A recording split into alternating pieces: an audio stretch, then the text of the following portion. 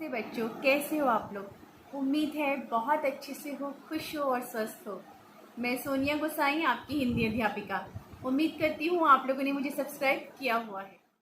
तो पिछले हमने वीडियो में बेटा 2 पत्रों के बारे में जाना है, ठीक है ना। पहला पत्र जो कि उन्होंने अपने भाई कुलबीर सिंह को लिखा था, और उसका क्या कारण था। उसका ये कारण था कि उनकी माताजी और उनका भाई जब उनसे मिलने आए थे तो उनको मिलने नहीं दिया गया था। तो उनकी माताजी बहुत परेशान हो रही थी, जिस वजह से वो भी जेल में बेचैन हो रहे थे माताजी की हालत को जानकर। तो ये पत्र पहला था। और दूसरे पत्र में उन्होंने किसको लिखा था? दूसरा पत्र अपने जेल के ही साथियों को लिखा था, फांसी से 1 दिन पहले, जिसमें उन्होंने बताया था कि मुझे अपने आप पर गर्व है, मैं अपने आप को सौभाग्यशाली महसूस कर रहा हूँ। मैं देश के लिए बहुत कुछ करना चाहता था, लेकिन मुझे मौका नहीं मिला, और मुझे कुछ गम भी नहीं है कि मुझे फांसी दी जा रही है, क्योंकि मैं देश के लिए अपना बलिदान दे रहा हूँ। ठीक है बेटा। तो पिछले वीडियो में भी हमने कुछ प्रश्न उत्तर करे थे, अभ्यास कार्य करा था। आज भी हम कुछ प्रश्न उत्तर और आगे का अभ्यास कार्य करेंगे। तो सबसे पहले हम बोर्ड पर यहाँ देखिएगा। यहाँ पे सबसे पहले हम अपनी कॉपी में क्या लिखेंगे? दिनांक लिखेंगे, फिर पाठ का नंबर, पाठ का नाम, अमर शहीद भगत सिंह के पत्र, है ना। और उसके लेखक कौन है? खुद भगत सिंह जी हैं, है ना। इसके बाद हमारा आज का पहला प्रश्न देखेंगे बेटा। आजकल मुझे स्वयं पर बहुत गर्व है, भगत सिंह ने ऐसा क्यों कहा? तो मैंने आपको बताया था कि भगत सिंह कह रहे थे कि मुझे आजकल अपने ऊपर स्वयं पर बहुत गर्व हो रहा है। क्यों? क्योंकि वो फांसी से नहीं डर रहे हैं, अब वो निडर हो चुके हैं, और लोग जो है उन्हें क्रांतिकारी के नाम से जानते हैं। तो इस बात पर उन्होंने अपने आप पर गर्व महसूस किया था। अगला प्रश्न है बेटा, स्वयं को सौभाग्यशाली किसने कहा है और क्यों?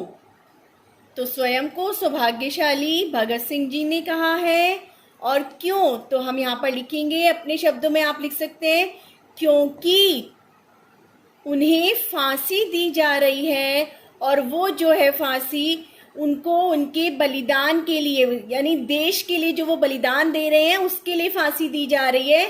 तो इसके लिए वो अपने आप को सौभाग्यशाली मान रहे हैं। अगला प्रश्न है बेटा, अंतिम परीक्षा से क्या आशय है? तो अंतिम परीक्षा उनकी कौन सी है? अंतिम परीक्षा है जिस क्षण वो फांसी पर चढ़ रहे होंगे। तो वो कह रहे थे कि मुझे अंतिम परीक्षा का इंतजार है, यानी अब उन्हें फांसी का इंतजार है कि उन्हें कब फांसी दी जाए, क्योंकि वो हंसते हंसते भी अपने देश के लिए अपना बलिदान देना चाहते हैं। इसे आप अपने शब्दों में लिखेंगे बेटा। अंतिम परीक्षा से क्या आशय है? अंतिम परीक्षा से आशय उनकी फांसी वाले दिन से है। ठीक है बेटा। अब अगला प्रश्न है बेटा, यहाँ पर भगत सिंह अपनी कौन सी हसरत पूरी नहीं कर पा रहे थे? तो हमने आपको बताया था ना, भगत सिंह जी की क्या हसरत थी कि वो देश और समाज की, मानवता की सेवा करना चाहते थे, लेकिन उन्होंने कहा था कि मैं तो इसका 1000वां भाग भी पूरा नहीं कर पाया। यानी उनके मन में बहुत कुछ करने की इच्छा थी। वो चाहते थे कि वो अपने देश और समाज की सेवा करें, मानवता के लिए बहुत कुछ करें, लेकिन अंग्रेजी सरकार ने जब उन्हें बंदी बना लिया था, जेल में डाल दिया था, तो वो अपनी वो हसरत पूरी नहीं कर पा रहे थे। तो इसे भी बेटा आप अपने शब्दों में लिख सकते हैं। अभ्यास कार्य देखते हैं बेटा। प्रश्न 2, सही कथनों के सामने सही का, राइट का, और गलत कथनों के सामने गलत का, यानी क्रॉस का निशान लगाइए। ये प्रश्न 2 मैंने इसलिए लिखा है बेटा अभ्यास कार्य का, ये प्रश्न 2 है आपकी पुस्तक में, है ना। इससे पहले के जो होते हैं वो प्रश्न 1 थे। पहला है इसमें क, जेल में माँ से भेंट ना होने पर भगत सिंह ने भाई कुलबीर सिंह को पत्र लिखना उचित नहीं समझा। तो ये क्या है? उन्होंने माँ से भेंट ना होने पर भाई को पत्र लिखना उचित नहीं समझा। रॉन्ग है ना, क्योंकि उन्होंने भाई को पत्र लिखा था और बोला था कि तुम माता जी को लेके क्यों आए, है ना। तो ये गलत है बेटा। क्या है बेटा? भगत सिंह को लाहौर के सेंट्रल जेल में कैद करके रखा गया था। ये राइट है कि रॉन्ग है? ये राइट है। मैंने बताया था आपको, जब वो पत्र लिखते थे तो नीचे अपना पता लिखते थे, सेंट्रल जेल लाहौर। तो ये बेटा राइट हो जाएगा। ठीक है। अब ग भाग देखिए बेटा। भगत सिंह के अंदर कैद होकर या पाबंद होकर भी जीने की इच्छा थी। ये राइट है कि रॉन्ग है? ये रॉन्ग होगा, क्योंकि वो चाहते थे कि वो जिंदा रहें, लेकिन वो कैद होकर जिंदा नहीं रहना चाहते थे, पाबंद होकर जिंदा नहीं रहना चाहते थे, वो स्वतंत्र होकर जीना चाहते थे, है ना बेटा? तो ये रॉन्ग है। इसके बाद है, भगत सिंह का मानना था कि उनके हंसते हंसते फांसी पर चढ़ने के बाद हिंदुस्तानी माताएं अपने बच्चों को भगत सिंह बनने की आरज़ू किया करेंगी। तो ये क्या है बेटा? उन्होंने कहा था ना कि इसीलिए उन्हें अपने आप पर गर्व है कि अब जो माताएं हैं वो अपने बच्चों को भगत सिंह बनने की प्रेरणा देंगी। उन्होंने अपने पत्र में भी ये लिखा था, है ना? तो ये राइट है बेटा।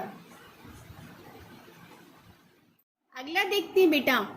स्वतंत्र होकर जिंदा रहने की स्थिति में भी भगत सिंह देश और मानवता के लिए कुछ करने की हसरतें पूरी नहीं कर सकते थे।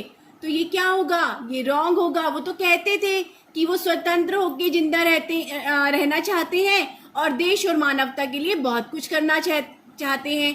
तो इसीलिए यहाँ पर लिखा है ना, हसरतें पूरी नहीं कर सकते थे। तो बेटा ये गलत लिखा हुआ है ना, तो ये क्रॉस हो जाएगा।